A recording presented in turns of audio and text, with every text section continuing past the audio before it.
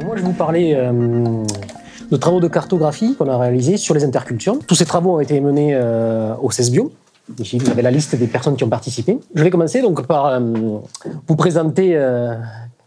On est dans les journées TEIA, donc journée TEIA oblige quelques images qui seront la base, qui constituent la base du travail qui est réalisé sur les intercultures. Donc en vous montrant ici, en se focalisant sur une parcelle agricole, sur laquelle vont être mises en place des couverts intermédiaires, donc, qui vont être semés durant la période automnale et qui vont être détruits juste avant la mise en place de la culture suivante d'été. Donc, une parcelle sur laquelle sont mises en place des couverts intermédiaires.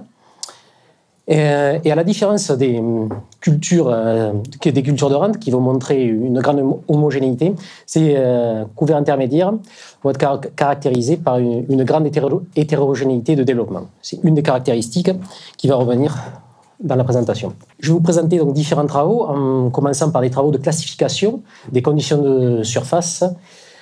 Ces travaux de classification sont menés à l'échelle de la parcelle. Donc la zone d'étude, elle est délimitée par 3 tuiles sentinelles, à quelques caractéristiques de cette zone d'étude. Donc, on va se focaliser sur 2 types de périodes d'interculture qu'on va observer entre 2 rotations différentes, à savoir des rotations entre des cultures d'hiver et des cultures d'été, symbolisées toutes les parcelles en bleu, et des rotations entre 2 cultures d'été, ici symbolisées en rose. Donc ici, nos parcelles sont projetées sur un modèle numérique de terrain et qui montre la diversité des topographies qu'on peut observer dans notre région. Et donc ces parcelles sont aussi cultivées sur 2 grands types de sols, à savoir argilo-calcaire ou des alluvions de terrasse. Donc si je vais caractériser notre zone d'étude en un seul mot, elle est associée à une grande diversité qui se traduit par des paysages différents, des types de sols différents, et elle est soumise à un climat tempéré avec différents types d'influences. Donc les travaux de classification ont été menés sur la base de séries temporelles de NDVI, et l'objectif visait à distinguer différentes dynamiques qu'on va essayer de rapprocher à des pratiques agricoles.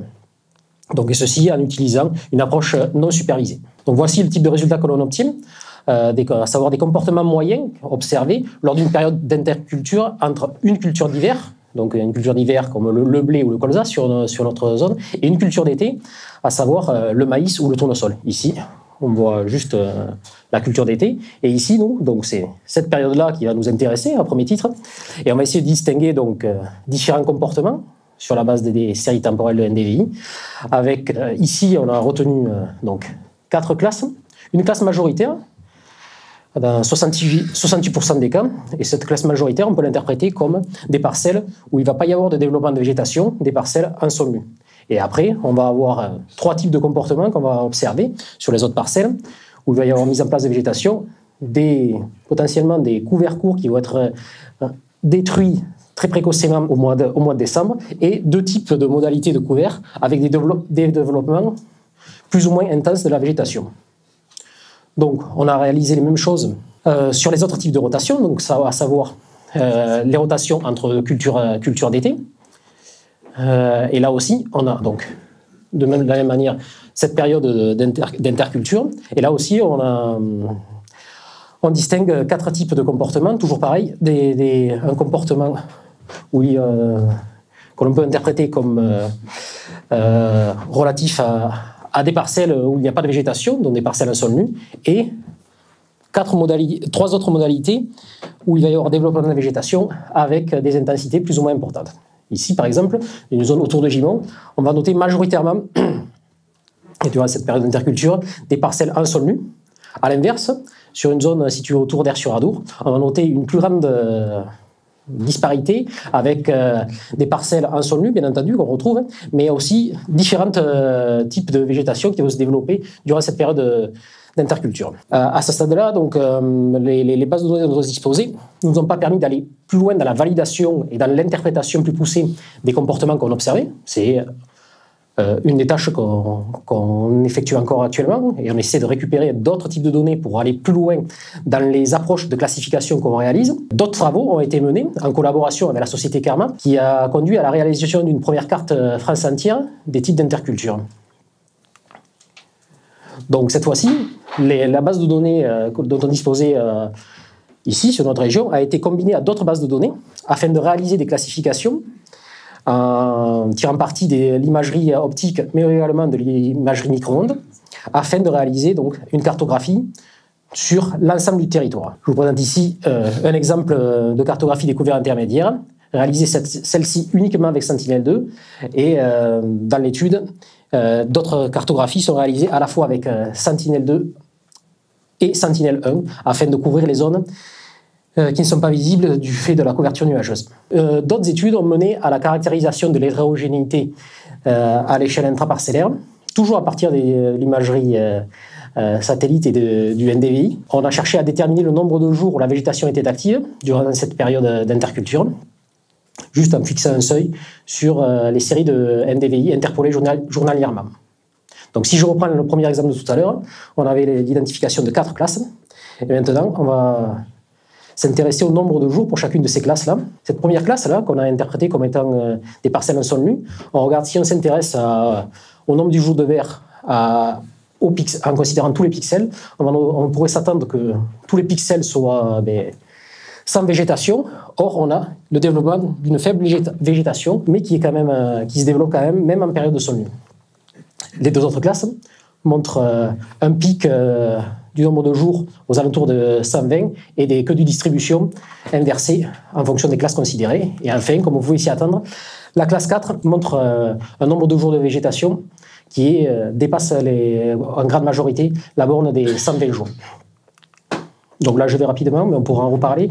Donc, juste pour illustrer, c'est comme je le faisais en introduction, que dans le cadre des couverts intermédiaires, on a un grand besoin. Il est nécessaire d'utiliser l'imagerie haute résolution pour le suivi de cette végétation. Donc, suite à ces travaux concernant la cartographie, on s'est intéressé à l'estimation de la biomasse des couverts intermédiaires. Donc là, la méthodologie, elle repose sur la dernière acquisition avant la destruction de la végétation. Et on va essayer de mettre en place des relations empiriques entre des différents indices de végétation et des mesures in situ. Donc, un petit focus sur la zone d'étude. Voici la localisation des données qu'on a pu récupérer auprès de différents partenaires. Donc, le premier travail a été de constituer cette base de données et d'essayer de comprendre ce qui avait été fait. Donc, les mesures ont été effectuées avec différents protocoles, avec une spécificité des protocoles en fonction des partenaires qui nous fournissaient les données. Donc, dans un premier temps, on a homogénéisé, essayé d'évaluer ces données, défini une méthodologie commune avec des protocoles qui sont actuellement partagés avec les différents partenaires. Dans cette base de données, elle est majoritairement représentée par la Faverolles. Et en plus de la biomasse, on a des mesures de quantité de carbone et d'azote. Donc, on a mis en place les relations entre ce que je disais, indice de végétation et mesures in situ, en considérant des images acquises avec différents deltas de jours avec les acquisitions de terrain, dans l'idée d'être au plus proche de la date de destruction.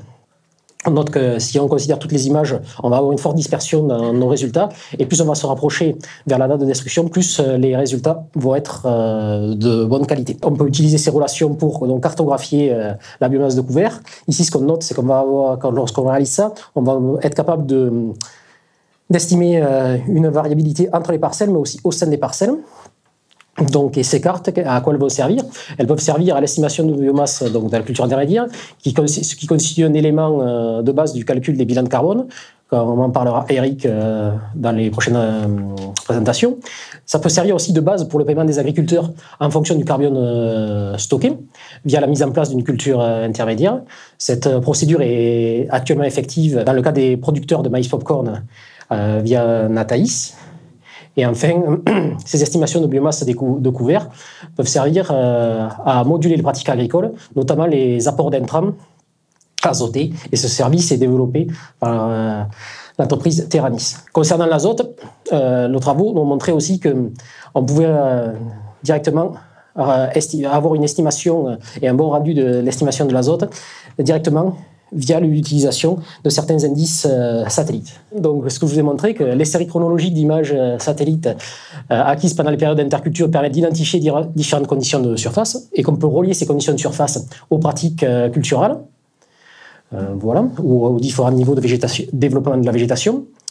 Je vous ai également montré que la résolution décamétrique des images satellites était nécessaire pour caractériser l'hétérogénéité de développement des couverts intermédiaires, qu'on pouvait, sur la base de ces images, estimer la biomasse sèche avec des niveaux de précision dépendant de la disponibilité des images. Et enfin, on va chercher à détecter au plus précis possible la date de destruction de la végétation afin de pouvoir appliquer notre relation au plus proche de la vérité terrain.